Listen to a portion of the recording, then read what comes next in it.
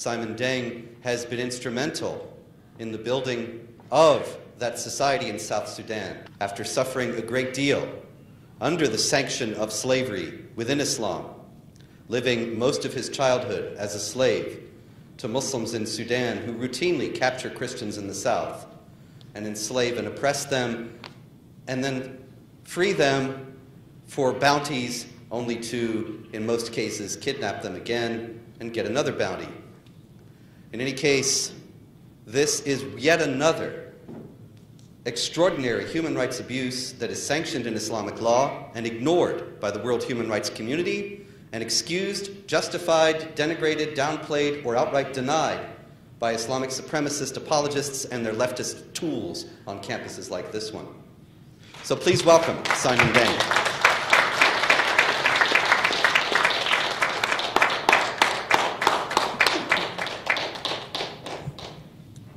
Thank you, Robert. Thank you very much, and I would like to thank Temple University students and the groups who put this function together by having a courage to stand up against those who want to oppress the victims, not their voice to be heard. Again, I would like to thank everyone, even those who disagree with me, in which you should not agree with me, because you are not a victim like me. Furthermore, tonight, I would like to thank the groups by having me here, by inviting me here tonight. You have given me a chance to speak on behalf of the victims who cannot speak for themselves. And I wish for those who was making noise without even allowing themselves to hear the truth. But we all become to know that the truth is not easy to be tolerated by individual who doesn't want to hear the truth. Today, I'm speaking to you. I'm not a scholar. I'm not a diplomat. I'm just a simple person, a victim. A victims in the name of Islamizations and Arabizations, brutalized and victimized, even that at the time that a child at that age should not go through what I went through as a child. Yes, of course, when you guys hear about Sudan, simply most people will talk about what is happening in Darfur. And indeed, I will be also that speaking on behalf of the Darfuris who happen to be Muslims, being victimized, being brutalized. Where are you those who walk out? If you are really a true Muslims, why you don't stand up for your fellow Muslim? You're a child Muslim being victimized in Darfur today.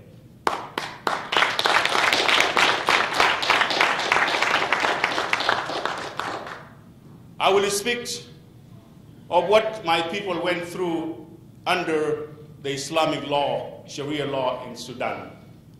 And I will speak with authority, without being afraid of whoever that will stand up, because we put the record straight, and I wish the gentleman he walk away, because I wanted him to have a dialogue in any language, and then even to open the books, whether it is Hadith or Sharia, and the truth have to be known. My people in Sudan went through a lot. And thank you again for allowing me to give you a little bit of what they went through. And most important, I will tell you what happened to me, myself, as a child. At the age of 9, after my mother and my father decided to brought us to the city of Malakand, after we went through a lot, in which I was told, if you see an Arab troop coming, you have to run, and you have to run for your own life. And that was something that we learned as kids every day, constantly, when our houses being burned down, our people being slaughtered, the elders being burned alive, because they happen to be infidels, abid, khadam in Arabic. These are the truth, my fellow human being and my fellow Muslims, because again, we are different in religions, but all of us, we are all human beings in the eyes of Almighty God.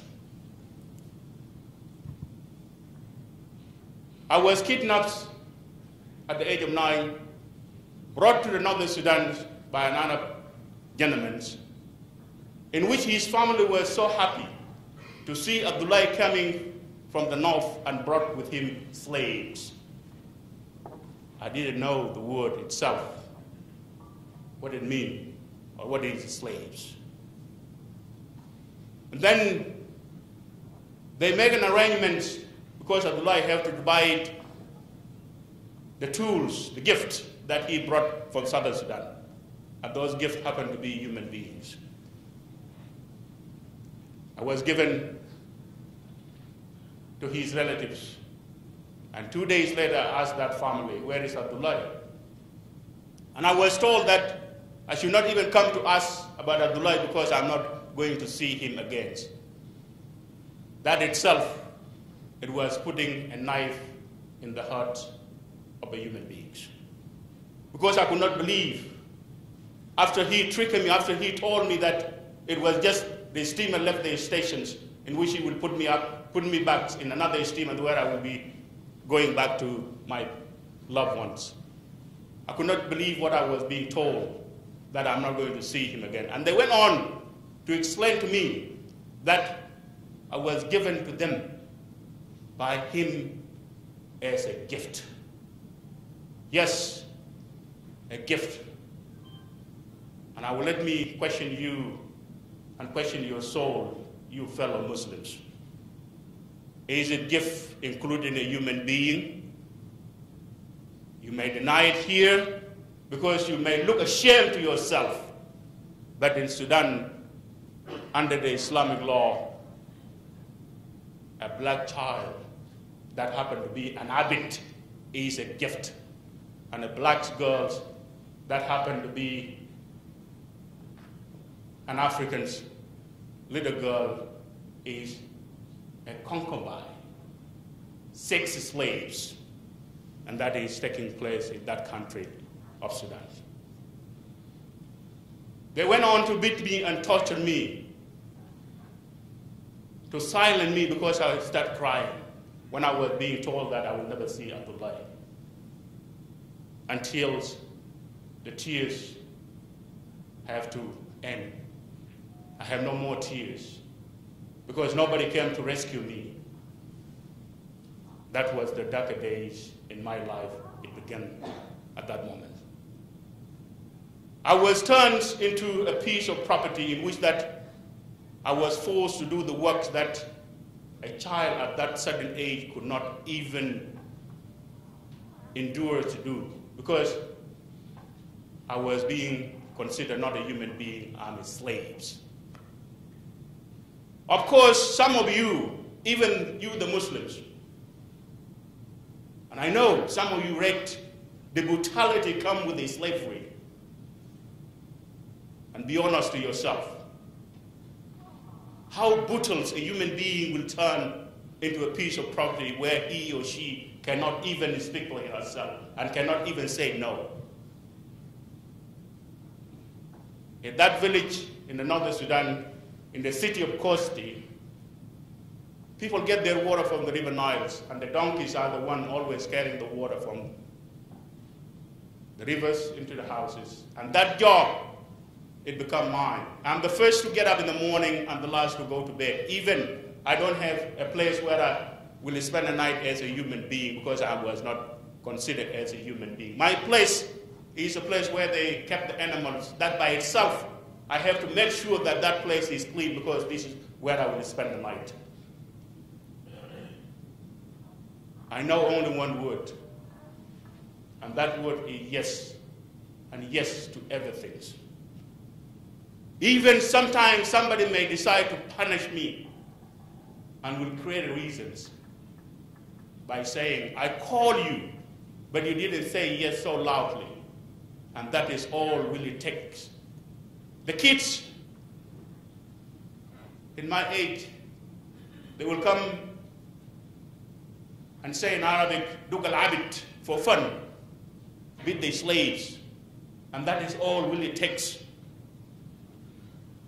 to beat up that black boy, filthy slaves, because a black human being in Sudan is not being considered as a human being. That is the fact. If you don't want to hear the facts, then you will not even know what the facts is. This is the history of my peoples. Because it is not me alone who went through what I'm telling you today. Believe it or not, even in this campus, probably you have come to know about so-called lost boys and lost girls. These are my peoples. Each and every one of them have history to tell. And I wish my fellow Muslims who run away, being them so cowardly, would have listened to them.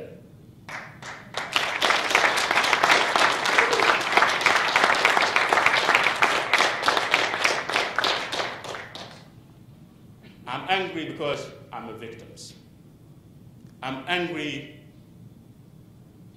because I want to release the anger out of my soul. I have so many scars in me, a lot. If I tell you what I went through as a child, some of you will run out crying. But let's have a dialogue of the truth so that we can correct the evils due. If we don't do that, then the Muslims in Darfur will still going through what they're going through today, because you as a Muslim, you turn a blind eye. You're being hypocrite that you don't want to hear the truth. Think about a child in Darfur who happened in refugees camp today, a Muslim child, not a Christian. A Muslim kid that made me to walk from New York City and walk all the way to Washington, D.C. I didn't walk on behalf of the Christians. I walked on behalf of the Muslims. Because a human being is a human being, regardless whether you're being infidels or you're being a Muslims. This is the truth of Sudan. My peoples went through a lot. For 57 years, the black Africans in southern Sudan was slaughtered left and right in the name of Islam. Almost 3 million of them were forced into Islamizations as a way out, either to be convert to Islam or face death. And the United Do-Nothing Nations is aware of all these facts. When I got out from this slavery, I promised myself that I would never even talk about what happened to me. And indeed, I kept that as a promise. Even that going through the hardships in Sudan, I don't want to go back to call myself as a slave. This is how bad it is. Then it come a time when my people going through a lot in Khartoum. There is 4 million of southern Sudanese that being chased away from their houses because they're being slaughtered. What happened was that Nimeri, the president of that country, declared Sudan as an Islamic state. And the Southerners felt, then where will we fit? under the Sharia law, knowing the brutality come with it, because I, as a Christian in Sudan, under that law, I'm not being considered as a citizen of that nation. First-class citizen is a Muslim, and second-class citizen is a woman, and the third-class citizen is a foreigner who happen to be a Muslim. And I, as a son of the kings of Sudan, I'm not now considered as a human being in my own land. I didn't invade any country, any Arab country, any Islamic house. They come into my house. Sudan used to be run under kingdom of Fur, kingdom of Nuba, kingdom of Funy, and kingdom of Shulu, where I come from. Nimeri went on to tell the Southerners, for those who will not obey and follow the law of the land, I will declare jihad on them. And indeed, the jihad was declared on Southern Sudanese. And for the first time ever, every single young man in Sudan was recruited by force to go and slaughter the infidels. And the army was given a marching order that to go and rape every single black girls, to impregnate them so that to produce another kids. These are the facts of Sudan. And any persons that happen to be a black who cannot say no to that, he or she should be ashamed to herself or to himself. And it's happening now in Darfur. And it's happening not on the Muslims, on the Christians, on the infidels, on the Muslims. And you guys probably, everybody knows the case of Darfur. They're all Muslim. There is no single Muslim, there is no Jews, there is no even Hindus. All of them are Christians. Where are you?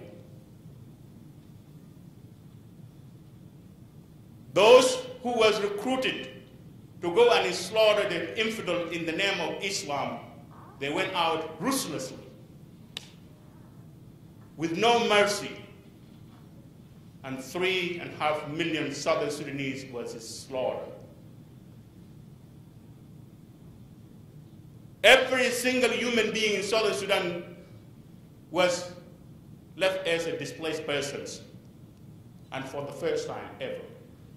7 billion Southern Sudanese become refugees, the biggest and the largest since World War II. And that was done in the name of Islam. These are the truth. These are the things that some victim like me, when we come here, we don't care who is inviting us, as long as we will give an opportunity to tell the truth of what happens. Some of you are familiar with what is happening in Sudan today. After the Naivasha agreements in 2005, the Northerners make a mistake by agreeing, because that is not the first agreement. There are so many agreements. Even the vice president of that country wrote a book, and the title is So Many Agreement Dishonor.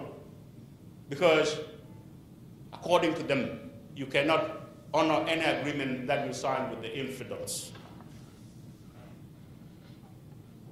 And the mistake was that the Southern Sudanese will be given a chance whether they want to remain as slaves or they want to go free. They want to remain as under Islamizations or they want to go free. They want to remain under the brutalization and victimization, or they will run away. That's why I call it as a mistake. Which is, in a simple word, the referendum have to decide whether they want Sudan will remain as one, or Sudan will become two nations. How dumb you are. You are oppressing, you slaughter 3.5 million. 300,000 still up to today. And these are the figures from the Khartoum, by the way. from the government organization are being enslaved today in northern Sudan.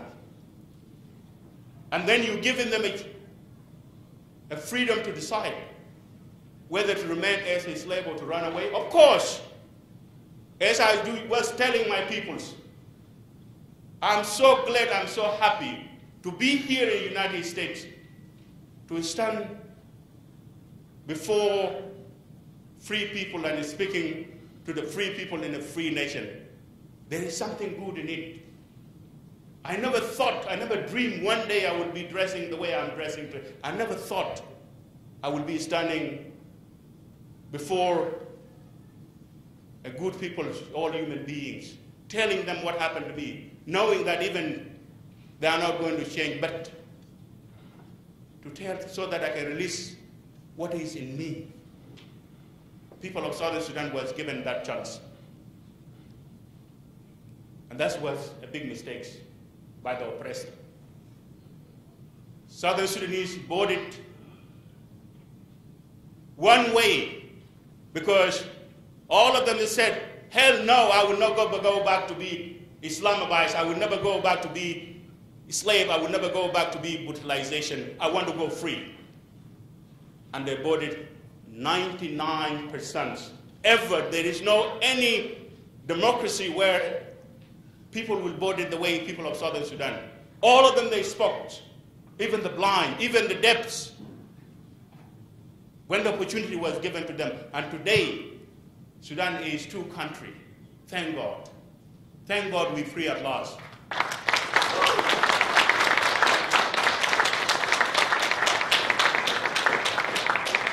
That itself, we are not happy. We, the people of Sudan. We, the black people of Sudan, because let me tell you something that most of you don't know. The word itself, Sudan is al-Balad al-Sawda, land of black. Sudan itself, Balad al-Sawda in Arabic, which now being turned into a nation which builds terrorism, a nation that harbored Osama bin Laden, a nation that created Al-Qaeda, was not created in Afghanistan, was created in Khartoum with the help of Dr. Hassan al-Turabi and Hassan Omar al-Bashir, the one in power today. And when everybody running to Afghanistan somewhere, I'm not happy. Why you don't go to the south where everything was being done? The blind Sheikh Umar Abdurrahman, who come from Egypt, all of them come through Khartoum with the Sudanese document to come here to kill the infidels, you American, because you are the head of the infidels. These are the truth. And this truth will not be told except by the victor, because I have nothing to lose. People of Southern Sudan, today, they can speak for themselves, they can talk for themselves, but most important, as I said before, we are not happy to leave part of our land into those invaders, but we didn't have a choice. Southern Sudanese for 57 years was struggling to keep Sudan as one nation. And the Muslim always said, Junubin Darin Shunu, these Southerners, what do they want? And eventually, they said it loudly, we want one thing, and that thing is freedom. Freedom to us as human beings, and thank you very much.